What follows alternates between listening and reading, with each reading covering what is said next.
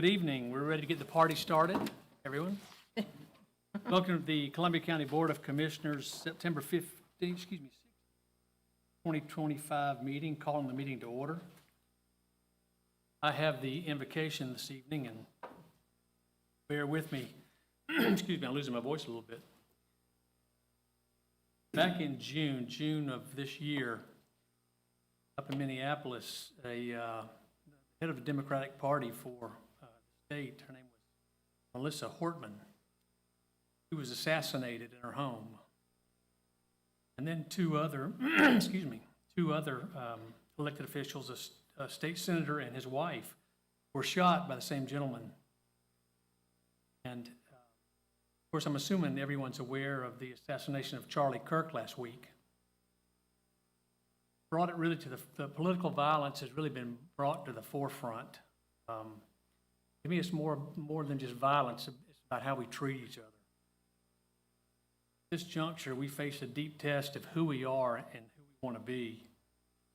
History teaches us that progress comes through debate, through voting, through the rule of law. I think a key point for me is that the people we argue with are not our enemies.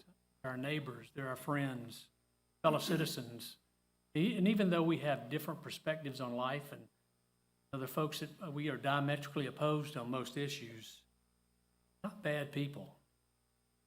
So that said, we shouldn't pretend that the differences are going to disappear, because they're not.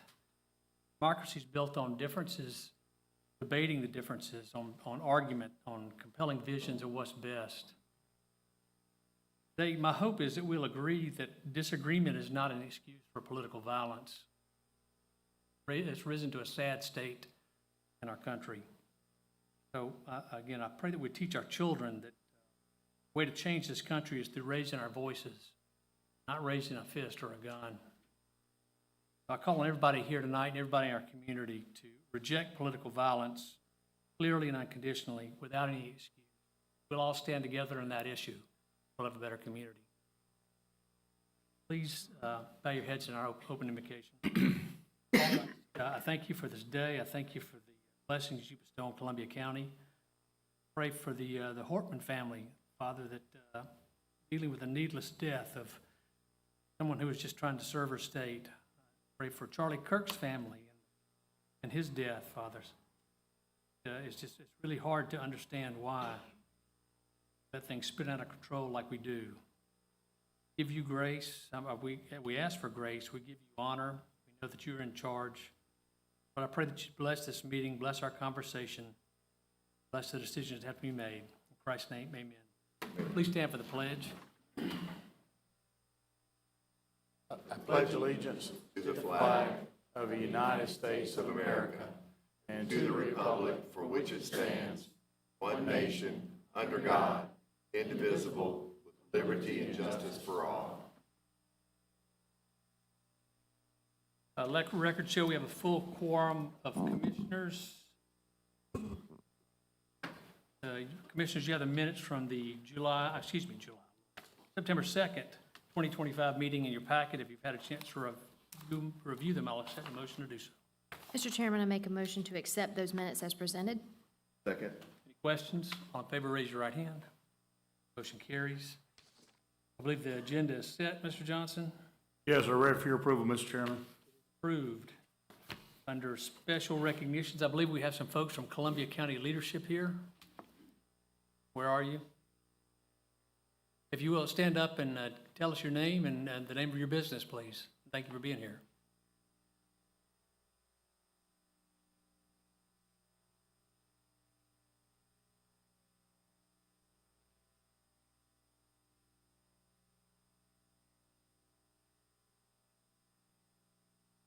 Welcome. Glad you're here. Commissioners, you have the consent agenda in front of you. Each item on this agenda has been through the necessary committee and received the necessary votes to be placed on the consent agenda. So if they still meet with your approval, I'll accept one motion to do so. Mr. Chairman, I make a motion to accept all of the items on the consent agenda as presented. Second. Any questions? All in favor, raise your right hand. Motion carries. On to the debate. Commissioner Malier, I believe you have the first one. Yes, sir. I make a motion to accept the fiscal year 2026 medication treatment grant from the Criminal Justice Coordinating Council. Second. Johnson? I believe it's self-explanatory, Mr. Chairman. This is something we've had in place for many years. It's the medication-assisted treatment plant that goes with the accountability court. Any questions? Motion and second on the floor. All in favor, raise your right hand. Motion carries. On to you, Mr. Couch. I make a motion to approve the request for a variance to section 90-144 for property located at tax map 024, parcel 202, to reduce the rear building setback from 10 feet to 0 feet for a pool and associated structures subject to the conditions enumerated in the September 4th, 2025 Planning Commission report, and Second. approve an easement encroachment agreement. Second. This is a request to reduce that rear setback from 10 feet to 0 feet. This does abut core property up to the lake. We did reach out to the Corps. They did have some concerns, which led to our condition that an as-built survey showing the location of the retaining wall, foundation, and pool walls be required prior to release of the foundation or wall inspections, just to ensure that they are building on their property, they didn't cross on the Corps property. Have to answer any questions. The motion and second on the floor. All in favor, raise your right hand. Carries. I make a motion to approve the request for a rezoning from C1 to RA for property located at tax map 054, parcel 032, subject to the condition enumerated in the September 4th, 2025 Planning Commission report. Second. This is a C1 property that has not been used as a C1 use for more than 12 months. Therefore, it would have to be upgraded a lot to meet current code. The applicant owner is asking to go back to RA. There is a condition that a combination plat of the parcel next door, which he owns as well, has to be combined with this parcel to make it a legal conforming lot of the right size. Questions? Motion and second on the floor. All in favor, raise your right hand. Carries. I make a motion to allow the applicant to withdraw without prejudice for I-1B3. Second. This was a request to go from C2 to C3 to allow for storage of automobiles, RVs, boats. They did have a companion variance request, which is the next item. The applicant has asked to withdraw, so therefore the applicant is not going to build the project, therefore the owner is asking to withdraw the rezoning application. Questions? Motion and second on the floor. All in favor, raise your right hand. Carries. For I-1B4, this is the accompanying variance. I make a motion to allow the applicant to withdraw without prejudice. Second. Same variance. The variance was to not Right. required to pave, and so this no longer needed. Motion and second on the floor. All in favor, raise your right hand. Motion carries. You're asked to speak on the next issue. Warren? On down. If you would just state your name and address for the records, and you have 5 minutes. Yep, it's Warren Critco, 100 Chimney Springs, Tyrone, Georgia.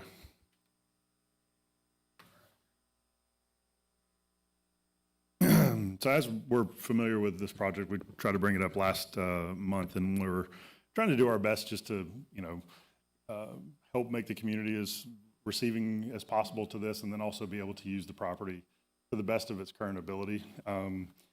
Right now you can see that I know that the city has had, or the county has had, different plans for this particular area and the neighborhoods around it that solar wouldn't normally fit inside of. And we're totally aware of that.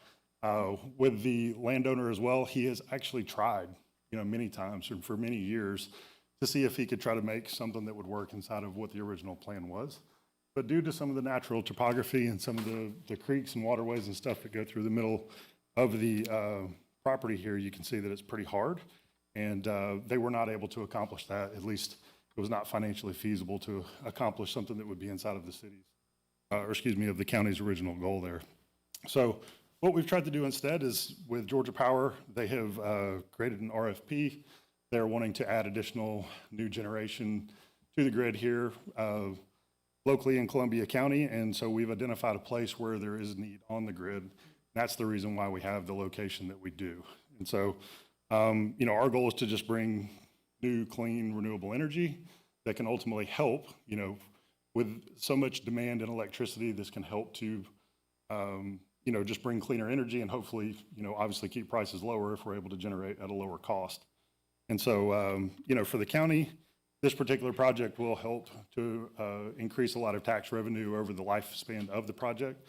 And, you know, I'll go through just a couple of different things. I mean, the first time that we were here, we had a little bit of, obviously, response from the community of just, you know, natural concerns that were all very valid. And so we tried to listen to those as much as possible and try to speak to those the best that we can. And I'll try to hit a couple of those here really quick. And I also want to give each of you, I'll take them. Yeah, sure.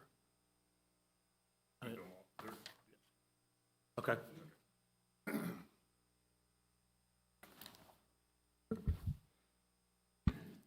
but I guess first and foremost, you know, we've come up with a plan here that is compliant with the county's current solar ordinance. And so we've abided by, you know, every recommendation from the county at this point.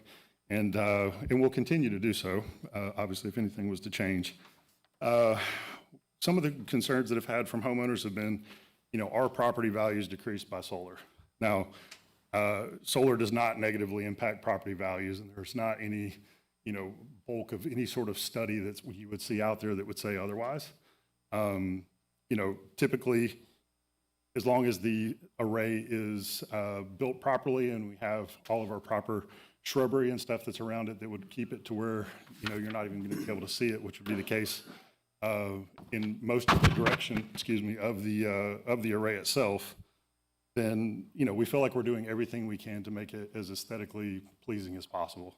We've moved the array back up off the road a bit further so that the only place that you would even potentially see any portion of it from the road would be, you know, as it kind of goes down the hill, but from the opening of the actual access road itself. Everything else will be pretty well covered and non-viewable from the street and from the, you know, any of the homes and stuff on the back side of it. And so we had some concerns. They were asking if it would impact local wildlife. On an array this small, this is not something that would impact any local wildlife here. We have also had some concerns that said, you know, hey, would we see runoff that would potentially go into any of the creeks that run along the southern portion of the property or in the middle? And we're working with the packet that you have there that shows Titan Civil. That is one of the companies that we purchased some years ago that perfectly capable and professional and able to provide the level of site work that we would need there to mitigate and prevent anything from getting into a creek or stream as far as like silt or runoff water and things like that. They basically would come in, fly a drone initially, do a topography map, and then we would be able to see like what our plan would be, multiple steps to say, hey, we're going to clear this portion, now mitigate. Clear the next portion, mitigate, control, see where things are flowing, and be able to do it in a professional manner. See. Some of the concerns that were brought up by the community are there any foreign components in the system that might jeopardize the utility grid? So there was a concern with a report from the Department of Energy that talked about like Chinese components inside of inverters and whether or not Chinese could hack, you know, a system and be able to, in any way, shape, or form, impact our power grid. So our owner is ex-military and is a veteran, and he is fully aware of this. And we are sourcing components that have nothing to do with China, specifically for these key components of how the system would operate and how it would interconnect with the grid. So this is not a concern that you would need to have with our system, although it is a concern on the greater broad thing. So it was a good point that they brought it up. Outside of that, one of the other concerns that they had was like a temperature impact from the solar array. A 6 megawatt project would have very little heat increase whatsoever. It actually has a cooling effect to the ground that's up under it. And we do plant grass back down after the fact. So, you know, the nature itself is not really impacted from a temperature standpoint. I know that was one concern. Let's see. Beyond that, do we have a buffer? So we plan to have a vegetative buffer around the entire array that will cover the fence, that will be, somewhere in the area of probably 20 to 25 feet tall, once it's fully grown. And so that will help even beyond the buffer that we're going to leave that's natural, that's around, I believe, somewhere between 60 to 80 feet currently in the plan. So we're trying to do everything we can to make it to where, it's aesthetically pleasing as possible. Some of the other concerns were, are there any types of harmful chemicals in the panels to where if there was a hailstorm that comes and hits a panel and it breaks, would there be something that could leak or get into the soil itself or into the water? And so the solar system that we're using in the panels themselves, they're actually manufactured here in the state of Georgia, up in like the Adairsville area. It's Hanwha Q cells. And so they have all of the environmental certifications that you need in order to have like the cleanest panels in the industry, and they do carry those certifications. It's on the spec sheet of our original plan that we've submitted as well. So I know that that was a concern, but that's one that we have mitigated by the choice of who we're using for our panels as well. Let's see. One concern was that panels don't have a long lifespan. I think it was quoted at one point, they don't last any more than 20 or 25 years. They actually they last a lot longer than that. The power purchase agreement that we have with Georgia Power is for 35 years, and so they're expected to last every bit of that, or Georgia Power wouldn't even be considering this as a project if they didn't have the ability to do that. So just so that you know that they do have a long lifetime. And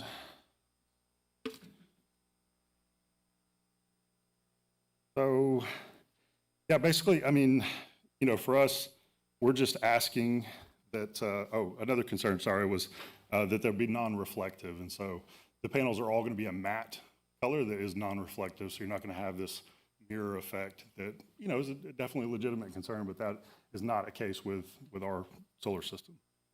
And so outside of that, I would say that we feel that we've met all the guidelines of the solar ordinance for the county.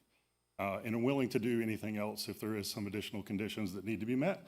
We're more than happy to walk right alongside of you guys to make sure that we're meeting every concern of not only your own, but of the community. So we're asking that you would approve the special use permit request. And if there needs to be conditions, we're more than happy to have those conditions on that so we can make sure that we're able to hopefully improve the area and bring it back to life and, improve. I know there was some concern with the creek and how it currently has a lot of trees and stuff that are out of the way, but we're going to make it look nice. So our goal is to do that and for it to be positive for the community. That's all. Sir, will this be visible from the road?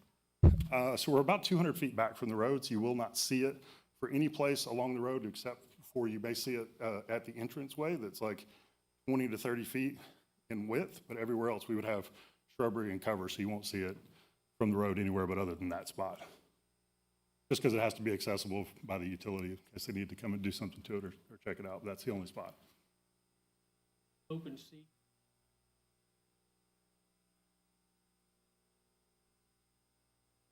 Out this way.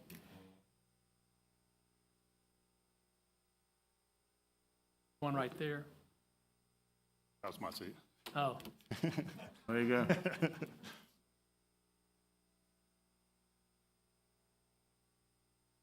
There's some open wall space on this side.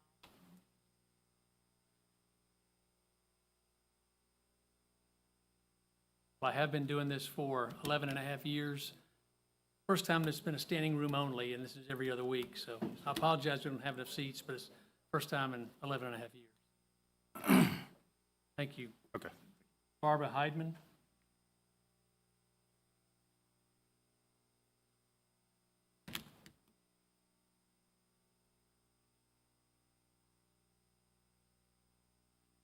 Y'all mind standing over here? Would that be?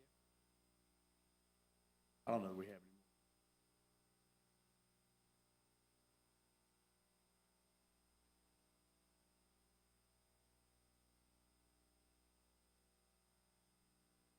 Barbara? Brenda Heidman, 104 Hot Springs Court. Thank you, Commissioners. I'm speaking to ask not to rezone the land on Columbia Road across from Patriots Park for a solar panel farm for the following reasons. In July 2023, a solar panel farm in Nebraska was damaged by a hailstorm, causing the release of chemicals, toxic chemicals, into the soil. In March 2024, a solar panel facility near Houston, Texas, was damaged by a hailstorm. My information is from the Institute for Energy Research and describes the effects of damage to solar panels from storms. The solar panel farm in Nebraska was supposed to be hail-proof. Toxic chemicals such as lead, cadmium, and more escape and enter the environment during damage, destruction, or disposal of solar panels. Toxic chemicals contained in the solar panels are expensive to clean up. Columbia County experiences hailstorms, tornadoes, and hurricanes. The risk for solar panel damage is great. A nearby creek will spread toxic chemicals into surrounding areas. When this happens, toxic chemicals will render the land useless for living, building, planting, etc. Property values will drop. The proximity to Patriots Park will endanger that beautiful park. Solar panel farms last only about 25 years, according to the Institute for Energy Research. Then panels have to be replaced and recycled. The Nebraska solar panel farm lasted 4 years. The Texas solar panel farm lasted 2 years. Recycling facilities are scarce and expensive. Solar panels are expensive to recycle. Panels have to be handled carefully so they don't break. The cost is $20 to $30 per panel, according to 2021 estimates. We can learn from other states. We have to think about future consequences for ourselves, children, and grandchildren in Columbia County. Ultimately, it's Columbia County residents who will end up suffering the risks and consequences. Please don't rezone this land for solar panel farming. Thank you. Thank you. Joanne Murdoch? Joanne Murdoch, 1547 Swint Road. And I don't have anything prepared, I'm just gonna wing it. I'm here about location only with the solar farm, not the hazardous stuff and the scientific stuff. And if I think I heard him correctly, the gentleman that spoke in favor, he even admitted when he started that it does not meet the characteristics for the area. So I'm here because it does not meet the characteristics for the area in your own comprehensive plan. It's a neighborhood characteristics. There's a residential area right beside it. You've got the premier recreational facility in the county that is across the street. It's just a bad location, it doesn't fit. And I think if I remember from the Planning Commission meeting, he also stated, the representative stated, that the landowner can't build on it because of the topography. That shouldn't be, the citizens shouldn't pay for that bad judgment of buying land that can't be built on. So, bad location, please vote no.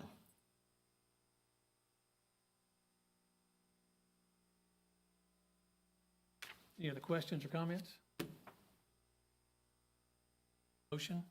Yes, sir. I make a motion to disapprove the request for rezoning from PUD to S1 for property located at tax map 061, parcels 2140 and 2141 for a solar farm. Second. Any other discussion? Motion second on the floor. All in favor, raise your right hand. Please. Couch, I believe you're still up. Yes, sir. I-1B6, I make a motion to approve the request for a rezoning from C2 to M1 for a portion of property located at tax map 061, portion of parcel 030L for a proposed self-storage and boat and RV storage facility. Second. This currently is a split zoned parcel. You have M1 to the side here and you have C2 to the front. They're looking to rezone approximately this area here to M1. Currently, you see in the aerial photograph here that it is self-storage. They do have some outdoor parking as well. They're looking to add an additional building in this location. Patrice, I believe you have a.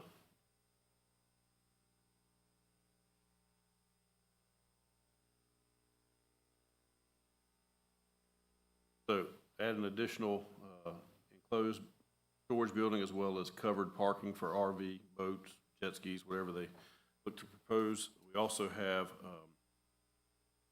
accompanying variance that will go with this. I'd like to go ahead and explain that to you as well. There is a structural buffer required along here. They're asking to move the fence out of the structural buffer to put it on the higher part of the ground, so the fence would be this area instead of inside the buffer. That C2 property north is an auto repair shop. Down here on the south side, this S1 below it is a cell tower lot. The buffer is required where the road is, so they're asking not to have to put the buffer in the road, but they are asking to move the fence again out of the required buffer location and install it where it'll be more beneficial. Be happy to answer any questions. Any other questions? Motion and second on the floor. All in favor, raise your right hand. Carries. Item I-1B7, I make a motion to approve the request for a variance to section 90-139 for property located at tax map 061, parcel 030L, to allow the required opaque fencing to stand outside of the 10-foot structural buffers against properties to the north and south, and to eliminate the required landscaping for the buffer against the property to the south. Second. Same issue. Motion second on the floor. All in favor, raise your right hand. Carries. David Tyson, about the next issue. Going once. David?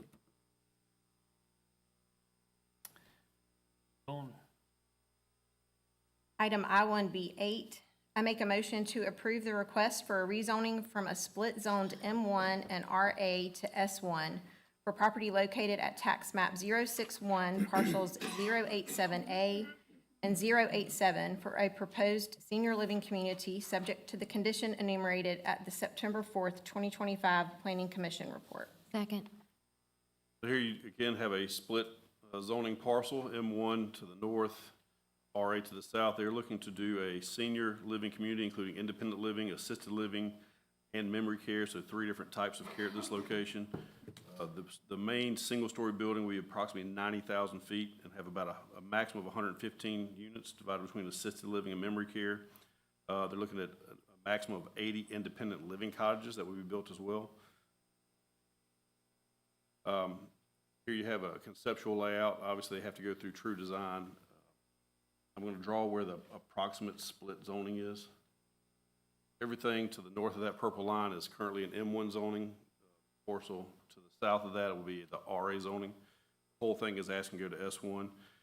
They are proposing a 30-foot vegetative buffer along Chamberlain Road and I-20 and a 30-foot structural buffer against the adjacent residential parcels down here. We are asking that if this is approved, that structural element of that buffer to the south put on the highest point of the hill till we get the most effect from that fence.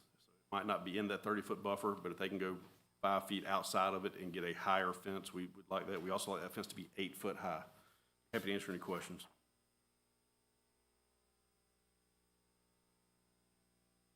Motion second.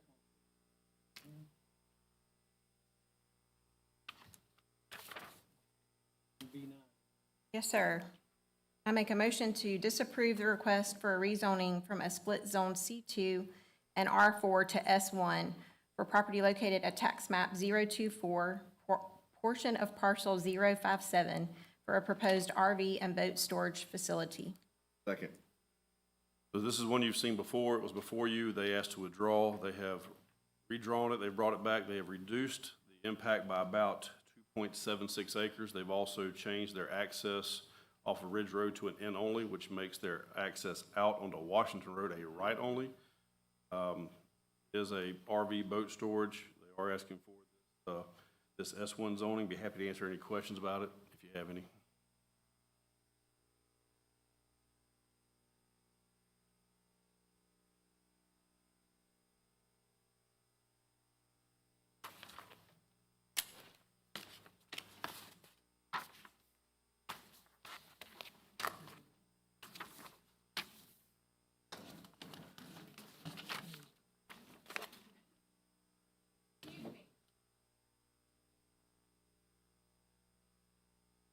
opposed to it, voted down, you were opposed to it.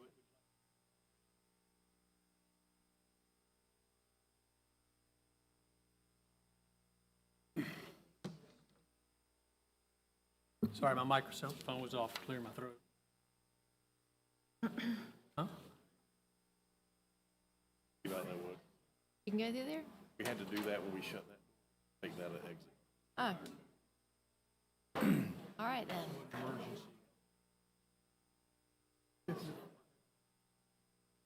I always wondered what was back there.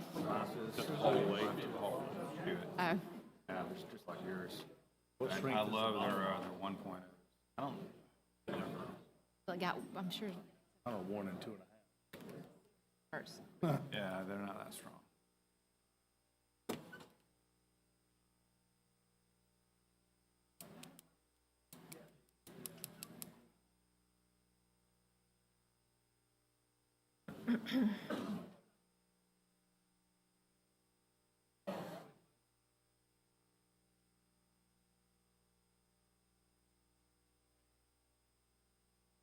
Given the chance for the room to clear so we can continue.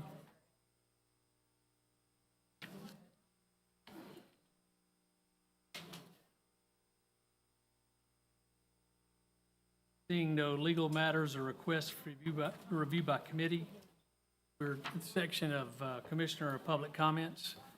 And as a commission, we wanted to address, we received questions about the data center. And actually, I think Joanne left, and she's the one who submitted some. She's still here? At any rate, we went through to answer these questions, and we're going to answer them on the record. The first question was, it's been indicated Columbia County possesses the drawdown capacity to accommodate the additional water requirements for the data center site, estimated at approximately 6 million gallons per day during peak periods. Kindly confirm whether Columbia County's existing infrastructure can support the process and transportation of this increased water volume. If not, provide estimates of costs associated with developing the necessary facilities to facilitate the capacity. Data centers have two basic types of cooling systems, an open loop and a closed loop. The open loop uses outside air and water to cool the equipment. More efficient than it has been in the past, but it still consumes more water. A closed loop system is far less water, but the energy is more expensive to run that system. The Columbia County system does not have that capacity, but the developer is required to pay the estimated cost to build the system to provide the water is $80 million, 80, which would be on the developer, not the county. Planned development, the next question, the planned development of approximately 8 million square feet will generate significant volumes of stormwater runoff and have comprehensive hydraulic assessments been conducted to ensure that nearby creeks such as Keoka Creek are capable of effectively handling runoff from a 100-year event. But the details of the development have not been finalized. As they're developed, they will be done in accordance with the principles of low-impact development as described by the Georgia Stormwater Management Manual. Most notably, the amount of stormwater leaving the site will not be greater than its pre-development. This serves to ensure that the adjoining properties and waterways will not be impacted by this development. All local, state, and federal rules, regulations, and codes will be followed. Mr. Chairman, there's been discussion concerning buffer zones of approximately 500 feet, and it was asked that we specify the intended composition and characteristics of these buffers, and the solution for the proposed 500-foot buffer in this case is to leave the existing vegetation in place as it is ideal, is an ideal composition for a landscape buffer. Any attempts to install additional buffering, plantings, and architectural barriers would certainly require the removal of those trees and underbrush that are already in place, providing that intended screening. Now, going forward, in other cases, the use of earthen berms and additional vegetative plantings could produce a better screening result than an undisturbed buffer if the case is such as an open field and there's no existing trees. Also, power supply was a question, and data centers certainly require continuous supply of power throughout the year, and it was questioned what backup power solutions are being considered. The details of any backup power solutions have not yet been determined, but please know that any solutions that would be implemented for generators or battery systems would certainly comply with all local, state, and federal regulations. Yes, sir. There was a question regarding the landowner applying for a production well permit from the Georgia EPD, and if that would be supported by Columbia County. And that answer is no, because no ground wells will be permitted. We had several questions regarding taxation matters. The first one being, will the data centers be liable for sales tax on their power consumption? Under Georgia law, data centers in Georgia can access sales and use tax exemptions for high-tech data center equipment and some building materials if they meet specific investment and job creation thresholds. However, the Columbia County Board of Commissioners has no intention in providing additional sales tax relief above what is allowed by the state. Another tax concern was regarding property taxes. Will the data centers be subject to property taxes? Yes, data centers in the state of Georgia are subject to property tax, which is assessed at the local level. This comes in the form of real property tax on land and buildings and tangible personal property tax on equipment. Will equipment utilized within the data centers be subjected to ad valorem taxes? Yes, unless preempted by Georgia law. Cooling tower water treatment involves the addition of chemicals to mitigate corrosion, scale formation, fouling, the microbial growth. These chemicals eventually evaporate into the atmosphere. What measures will be implemented to manage and minimize potential chemical or microbial contamination resulting from this process? Cooling towers are not technology that is currently being deployed in large-scale data centers.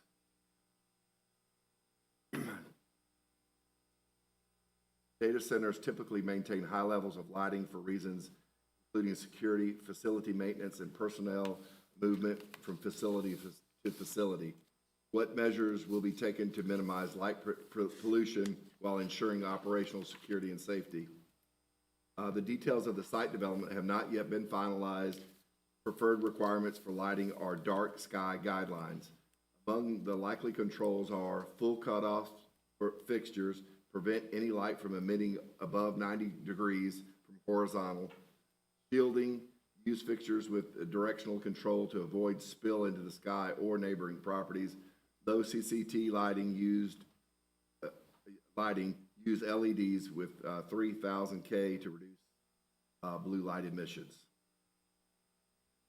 I received another question. Will the commission consider reversing the rezoning decision on the property? The answer to that is no. However, we are committed to ensuring that the project aligns with the best interest of our community. To this end, several weeks ago, the commission directed staff to begin work on a new zoning classification that would apply to any new requests for data centers. It will be a standalone zoning, much like commercial, that will outline exactly what can and cannot be done on a data center site in Columbia County. We're committed to addressing the issues that have been brought to our attention and this zoning while including best practices from other communities that have already experienced this type of construction. Back to the one particular subject of property taxes. It's been estimated that this project would generate, I've been told, billions. To give you a perspective, our general fund is $100 million. About 20 million of that 100 million is homestead property taxes, 20 million bucks. This project generated $500 million, which we're talking billions.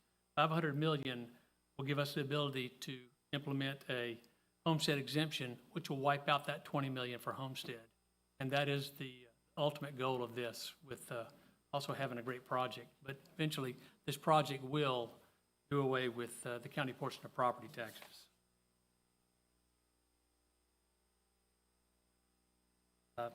Other folks have asked to speak.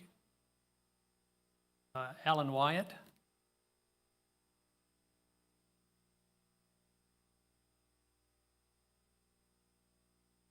Would, sir, just state your name and address for the record and take 5 minutes. Yes.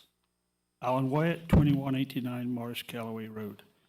I probably should have spoken about this before that last announcement, because I'm here tonight to urge you all to reverse the rezoning of the land earmarked for a data center in Appling.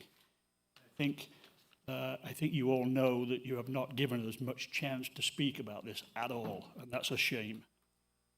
Now, this is not about opposing progress or even opposing data centers. It's about challenging 3 things about the process: the lack of adequate time for public response, the excessive secrecy surrounding the land purchase and the rezoning, and the complete disregard for our own Vision 2035. So first, let's talk about the rushed timeline that denied residents a meaningful chance to respond. The rezoning was approved in May, but widespread public awareness did not occur until August, fully 3 months after approval. A compressed schedule from initial filings to approval left no room for education, for debate, or for alternatives. It was presented to us as a fait accompli. Even the Technology Park informational website only appeared in July. That's 2 months after the rezoning. In rural areas like Appling, a 2,000-acre industrialization project is a big deal, and we deserved a review period of at least 6 months. Other counties in Georgia, such as Monroe County, rejected a data center proposal after giving residents ample time to weigh in. That's the way it should be done. The Columbia County process, however, shunned broader input and chose to ignore this option. Nevertheless, reversing the decision now would allow for a reset and proper hearings, and this would constitute a powerful action to restore our faith in the process. Now, the second issue is about the secrecy and how this all unfolded. The land in question was sold in 2023 first time, and then very quickly in 2024 when the Development Authority purchased the land without any public announcement. This kept residents in the dark until the full extent of the plan had surfaced.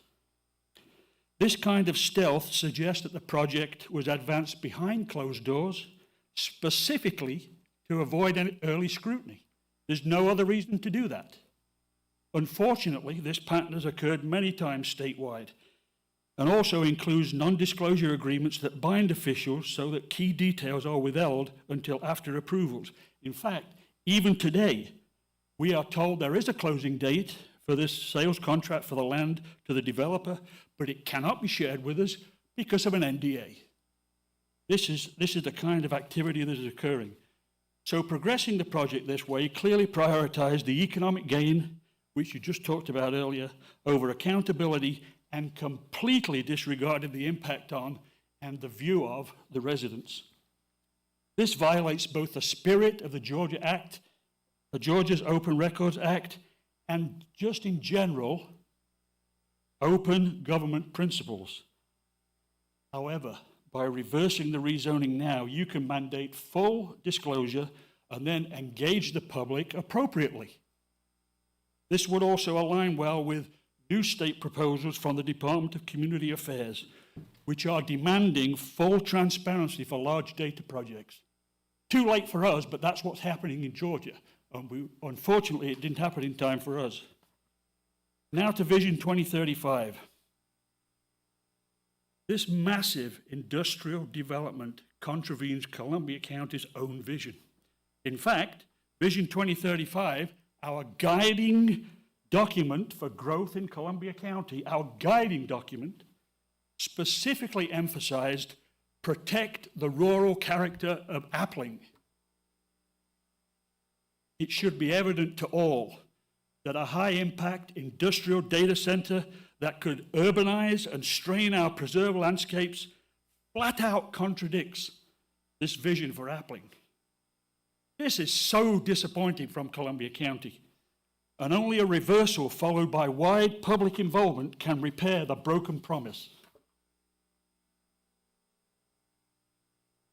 In closing, Commissioners, I know, speaking to a couple of you, that you have a special place in your hearts for Columbia County, Columbia County's people. So I ask you now, please go there. Go to that place in your hearts and block out all the turmoil that so often characterizes politics in this area. And instead, seek that peace of that special place in your hearts and ask your heart what it knows. And then do the right thing. Give your constituents time and a seat at the table. Stay with our shared vision to preserve the rural character of Appling and align with statewide trends of openness and full disclosure. And please reverse this dreadful rezoning. Thank you. Susan Warren.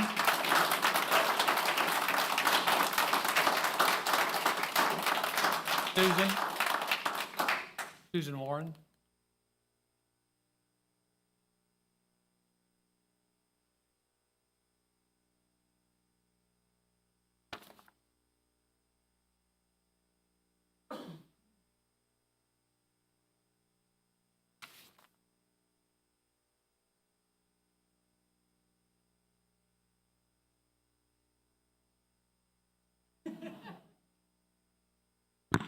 Susan Warren, 5129 North Tubman Road, Appling. As I come here and speak about the proposed Columbia County Data Center, I hope to encourage you to do your own research, but it sounds like you have, regarding the proliferation of data centers, not just in Georgia, but all over the U.S. and the world. You really won't have to dig very hard. Just open up Google every day, and the news is right in front of you. Every day, a new concern about water and power is being discussed because these centers are using both in amounts no one had imagined before AI became a thing in 2023 and 2024. Google's 2023 water usage was reported by them to be 6.4 billion gallons, and that was before AI ramped up to where it is even now. And the projections of usage increase daily. Chairman Duncan spoke after a recent meeting about how all the commissioners he had served with had worked for safe streets, good infrastructure like roads and water, and reduced homeowner tax millage rates. But he was correct also to say that property values continue to rise in the county, and that the goal with the data center project is to be able to eliminate homeowners' property taxes completely. That would be an awesome achievement. He also went on to say they would not gamble the water table or the electric grid to do it. He said they would achieve it, but not compromise it. He also mentioned the comments on social media. I want to assure you that any information you have heard from me was factual and derived from knowledgeable and reputable sources. The only time I made mention of social media and the Harlem Happenings post from Ms. Prescott was also confirmed from other sources before I spoke. What I'm interested in is what happens down the road after I'm gone, because unless I've been misled, in my opinion, there hasn't been enough time and research into this project, and certainly very little sharing with the citizens of Columbia County until the commission had already voted to rezone the property in question. For this project to be the success story we've been told, it's going to be dependent on what the end users do, and we need a lot of input into how those 8 million square feet of buildings are designed and built. There are certainly ways to mitigate the damages caused by these projects. Do they cost more for the end users to build? Yes. Is it worth it? Yes. Some areas are even discussing rooftop solar systems to power data centers. I recently read that Georgia Power had been approved for 3 solar farms. That makes me think they realize even with the 2 new units at Vogel, they will not be able to keep up with power demands down the road. The amount of water used to produce electricity increases dramatically when the source is fossil fuel compared to solar, wind, and nuclear. Do you know how long it takes to increase power generation? Decades. And even closed-loop systems, cooling systems, use less water than evaporative systems, even though closed-loop systems use less water. They still use a good bit. Also, some data centers may consider rooftop water collection. A 100,000 square foot building can collect over 31,000 gallons of water. And if we're talking about 8 million square feet of buildings here, do the math. If the end users were to incorporate an idea like this in the design, just think what they could do. And it's not just concern about the environment and power that are being raised, not that that's not vitally important, it is. On August 8th in finance.yahoo.com, Bloomberg wrote, Meta Platforms Incorporated has selected Pacific Investment Management Company and Blue Owl Capital Incorporated to lead a $29 billion finance for its data center expansion in rural Louisiana as the race for the AI infrastructure heats up. That's according to the people with knowledge of that matter. The listed that is projected to be $26 billion debt and a $3 billion equity investment from Blue Owl in the form of investment-grade bonds backed by the data center's assets. Research by the management consulting firm McKinney & Company estimates that data centers will require $6.7 trillion to meet the demand for computing power by 2030. That's a lot of our dollars out there, people.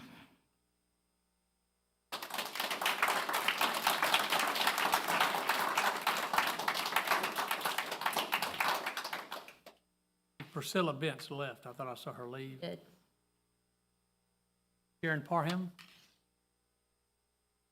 Karen?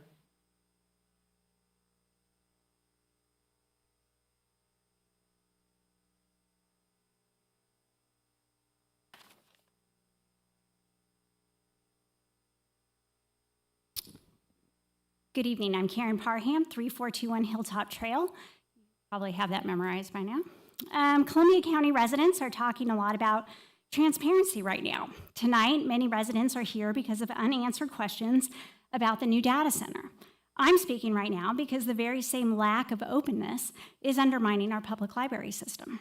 Back in May, the county withdrew from the Greater Clarks Hill Regional Library System. The state librarian recommended forming a new Columbia County Regional Library Board during this transition so that by January 1st, 2026, policies would already be established. Instead, this commission dissolved the existing county-level advisory board and created a shell of a regional board with no members. This means that there are 6 months with no public library meetings and no chance for citizens to see or weigh in on these new policies. Sounds familiar, doesn't it? Closed-door meetings, hiding things away. Even staff have stopped emailing about library business for fear of open records requests.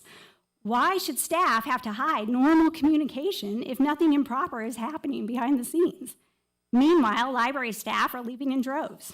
I think circulations at the main branch used to have 10, now has 2.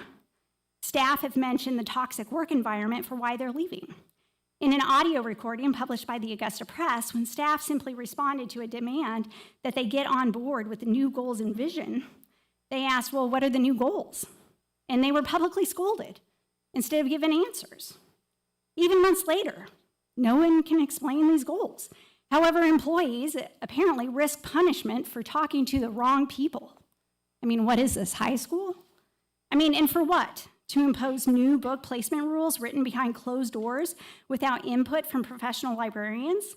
On September 3rd, 2024, this board adopted these age-appropriate guidelines that move anything with even a passing reference to sex into the adult section. They also sprinkle in vague mentions of violence and say nothing about drugs or alcohol, yet those excuses have still been used to relocate books. The terms are so broad, they can mean almost anything. And some of the book placement decisions made in January 2025 don't even follow the guidelines themselves. I also read the novel that one library board member challenged. that partially triggered this, The Infinite Moment of Us. It's actually a thoughtful story about love, class, meeting parental expectations versus following your own path. It addresses a lot of issues that real teens face. I often wonder when I listen to or read the challenges from our merry little band of book banners, are they actually protesting the book or the reality of some of the real life issues facing our teens? Anyway, cherry picking a few passages to label this book as porn completely misrepresents the book, which the challenger would have known if she had read the book instead of relying on an ideologically based website to form her opinion. I noticed that there's no teen programming scheduled at Evans Branch this month, not even the Makerspace. Gutting the library and cutting teen programming, making policy that will further remove teen spaces in the public library will just make teens feel like they don't have a place to be, other than loitering in public parking lots, which I'm sure just makes Sheriff Whitley's job more difficult. Cutting crime isn't just about funding the police force. It's also about having well-resourced and supported public institutions. Many have tried to frame this issue in partisan terms, and I don't see this issue in that way. We have plenty of books in the library that might not be a good fit for every family, but you are setting a very dangerous precedent when you use the levers of government to restrict access to ideas or books that represent a viewpoint that you don't like. I also think this issue is about trust in local government. If the county can sidestep public input on libraries and data centers today, then it can sidestep zoning or taxes or whatever tomorrow. Commissioners, you were in part elected to protect the public's right to know. Please appoint members to the Columbia County Regional Library Board and hold regular public meetings during this transition period. Put every policy discussion where citizens can see it. Because whether the issue is $1 billion data center or a single shelf in a library, government done in the dark is government we cannot trust. And the lights need to come on. Thank you.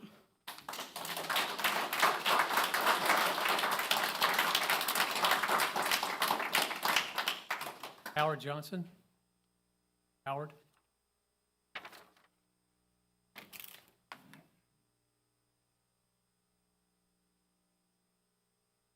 Good evening, Howard Johnson, 252 Silver Maple Road.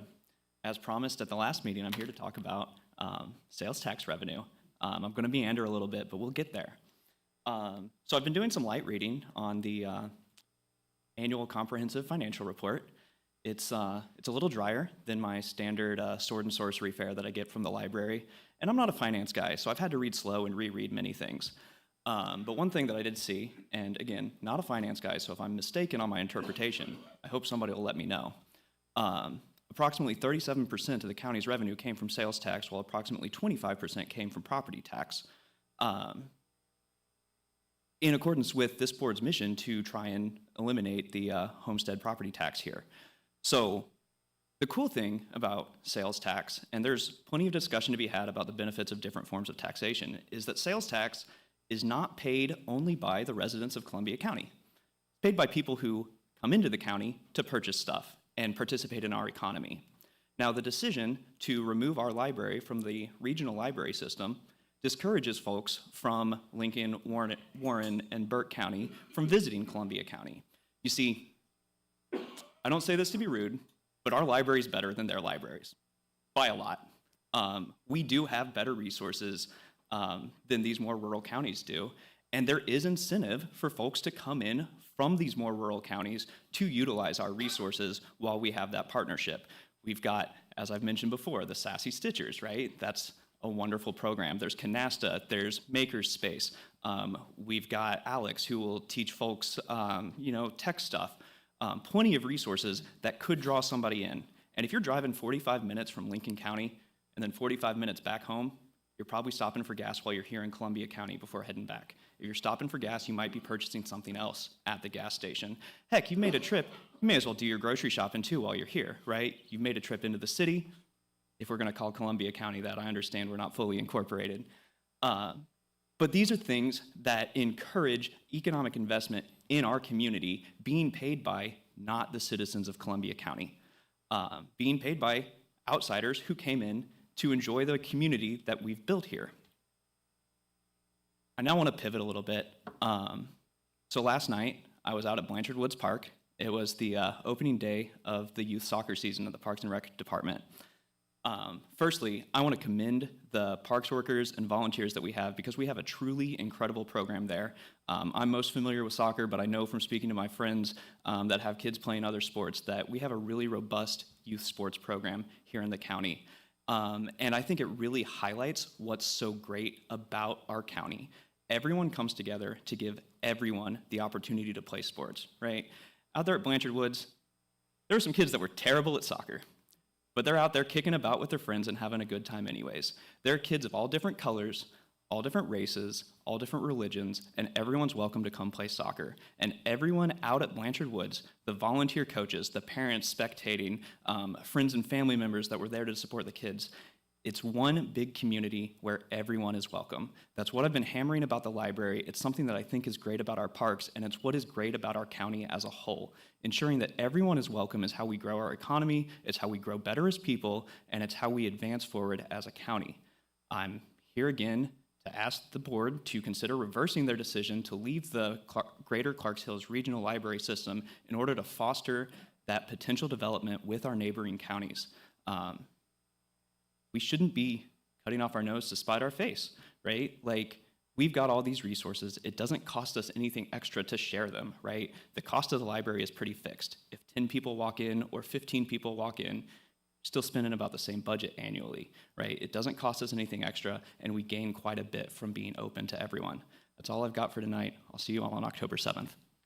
Thanks, Howard. Howard.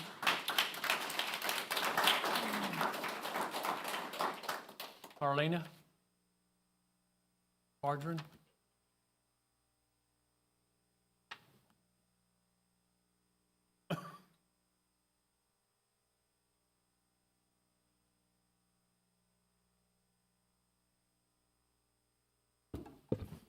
Good evening. 2545 Willow Creek Court. Thank you for this opportunity to speak. Happy Constitutional and Citizenship Day also. And thank you for that lovely prayer, Mr. Chairman. We're also beginning the celebration of National Hispanic Heritage Month right now. Speaking of the Constitution, so the Constitution was written by the Founding Fathers to protect us so that we wouldn't have a king. We're supposed to be loyal to principles and values, not a person. But James Madison wrote, "Enlightened statesmen will not always be at the helm." And that's when our Constitution kicks into overdrive, but we have to speak up for it. I was actually at Blanchard Woods tonight for a cross-country meet before I head to Scouts, and I want to speak about how the library guidelines violate the Constitution. For a year now, we have been in a tailspin because you voted unanimously on a set of discriminatory, vague policies that allow our library to, let's just put it this way. We love the library. We had a great library. We have lost staff. We are in danger of losing 2 libraries because we don't have the staff to control them. We've lost programming. I once heard someone say that Columbia County is safer for children, and that is true because we have a roundabout, slowing people down when they drive. That's true because all of us have gone through youth protection training to make sure that we know how to keep kids safe, and we have those talks with our kids. Talking about difficult things doesn't make those difficult things happen, it prepares them. This book by Judy Blume, written in 1970, Are You There, God? It's Me, Margaret, went to the teen section because of those guidelines that you passed, and anyone who genuinely scrutinized them would have had so many questions. And the librarians asked those questions. And Scott, I trusted you when you talked to us about Hurricane Helene recovery. I was grateful for you when you addressed the board about they did not have the constitutional authority to reshelf books. Russell Wilder, who's here tonight, was chair at the time. I did not know that you were planning some back-channel discrimination. I went through and listened. I don't know if you're listening to what we say, but I'm just gonna play instead because this is for Susan, Warren, and all the people who spoke tonight, and for our librarians and our teachers and our workers, whether they're documented or not, and the slaves and freedmen buried at Mount Enon Cemetery, and everybody else who makes this country red, white, black, and blue. Marlene, you do have the right.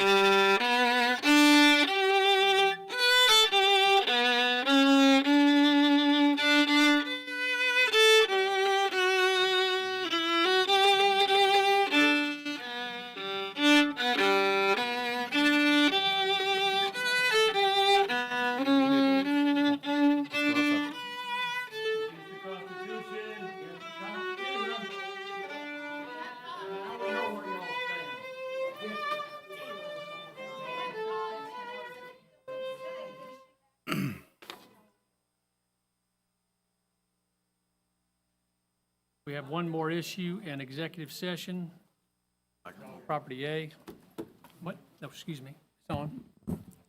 Yes, sir. Item M1A, I make a motion to approve $7,100 to Ann Tapley, parcel 072B140, $5,400 to Ryan and Brittany Rayner, parcel 072J119, and $22,000 to Catherine Green and Brantley Chin Yu, parcel 060005D, to obtain right-of-way and/or easements for the Hereford Farm Road widening project. Second. These are our standard acquisitions for the Hereford Farm project. Gets us to 88% complete. Questions? No, sir. Motion second on the floor. All in favor, raise your right hand. The motion carries. Make a motion to adjourn. We are adjourned.